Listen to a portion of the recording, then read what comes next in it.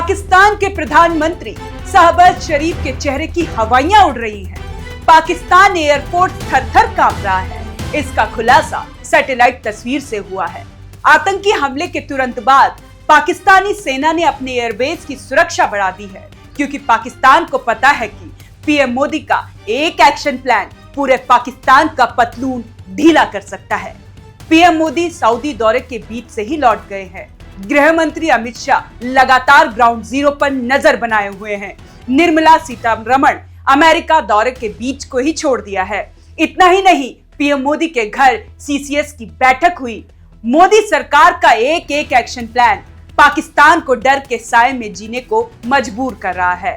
पाकिस्तान ने अपनी उल्टी गिनती गिननी शुरू कर दी है, क्योंकि पाकिस्तान को याद है भारत ने पुलवामा अटैक का कैसे मुंह तोड़ जवाब दिया था। अब तो तय है कि अंजाम कितना बुरा होने वाला है। हम आपको बताते हैं कि भारत ने कैसे सर्जिकल स्ट्राइक कर पाकिस्तान की नापाक हरकतों का जवाब दिया था। 2019 में पुलवामा में पाकिस्तान समर्थित आतंकवादियों ने हमला किया था, जिसके बाद भारत ने पीओके के इलाके में सर्जिकल स्ट्राइक के जरिए 300 आतंकवादियों को ढेर कर दिया था। 2016 में भी भारत ने सर्जिकल स्ट्राइक की थी। इस सर्जिकल स्ट्राइक में भी 200 से ज्यादा आतंकवादी मारे गए थे। दोनों सर्जिकल स्ट्राइक के बाद पाकिस्तान की सेना की दुनिया में भद्दी पीटी थी। इसके बाद से ही सर्जिकल स्ट्राइक शब्द हर किसी की जुबान पर चढ़ गया। पहली बार 1998 में भारतीय सेना की सीमा पार कर दुश्मनों को खात्मा करने की बात सामने आई थी। इसके बाद 1999 में कारगिल युद्ध के दौरान एलओसी पार करके पाकिस्तान की चौकी को उड़ा दिया गया था। साल 2000, 2003, 2008 और 2013 में भी ऐसे ही ऑपरेशन की जानकारी सामने आई थी। हालांकि सेना की तरफ से इन्हें लेकर ज्यादा जानकारी साझा नहीं की गई। इसके बाद 2015 में म्यांमार की सीमा में घुसकर भारतीय सेना ने एक उग्रवादी संगठन को पूरी तरह से तबाह कर दिया था। इस बार तो पाकिस्तान इतना डरा हुआ है कि पहलगाम हमले के तुरंत बाद रावलपिंडी और लाहौर से सेना के 2 फाइटर जेट को उड़ते देखा गया। एक फाइटर जेट तो एलओसी के आसपास चक्कर लगा रहा था। अहमदपुर ईस्ट के पास आखिरी बार पाकिस्तानी फाइटर जेट को उड़ान भरते देखा गया। सीमा पर पाकिस्तानी वायुसेना के 3 विमानों को उड़ान भरते देखा गया।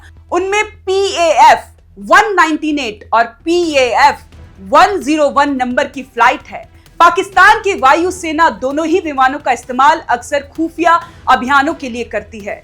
वहीं कहा जा रहा है कि सीमा पर तंबू लगाकर बैठे आतंकियों को पाकिस्तान की सेना ने अंदर शिफ्ट कर दिया है, जिससे सर्जिकल स्ट्राइक की स्थिति में आतंकी ना मारे जाए।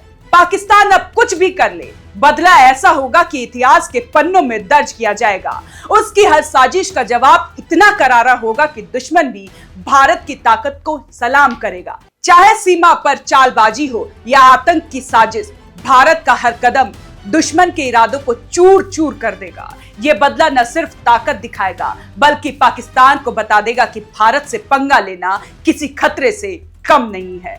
पाकिस्तान को सर्जिकल स्ट्राइक का डर क्यों सता रहा है? पाक आतंकियों ने कही थी जिहाद की बात।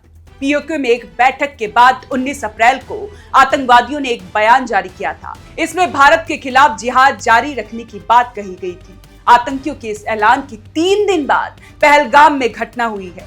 यही वजह है कि पाकिस्तान को सर्जिकल स्ट्राइक का डर सता रहा है। दूसरा, भारत ने नहीं बख्शने की बात कही है।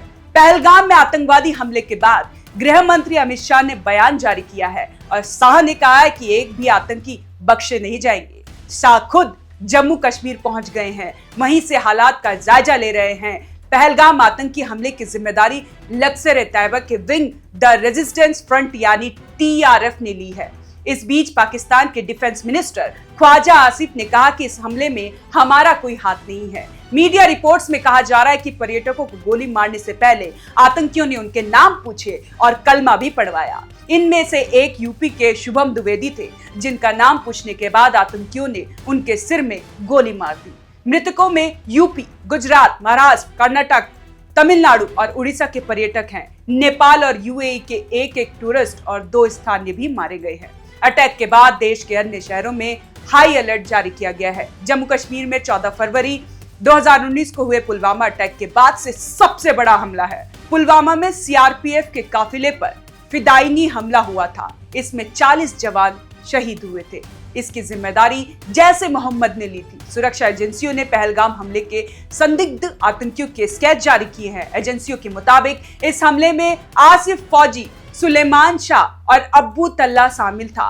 इंटेलिजेंस सूत्रों ने बताया कि पहलगाम अटैक में 2 फॉरेन टूरिस्ट और 2 लोकल आतंकी शामिल थे। सूत्रों ने कहा कि पहलगाम हमले का मास्टरमाइंड सैफुल्लाह खालिद है। ये पाक अधिकृत कश्मीर से ऑपरेट करता है। इसकी लोकेशन रावलकोट बताई गई है। सैफुल्लाह ने 1 महीने पहले हमले की चेतावनी भी दी थी। इसका 2019 का एक वीडियो भी वायरल हुआ था। इस वीडियो में सैफुल्लाह ने कहा था कि कश्मीर का मसला ठंडा नहीं होने देना है।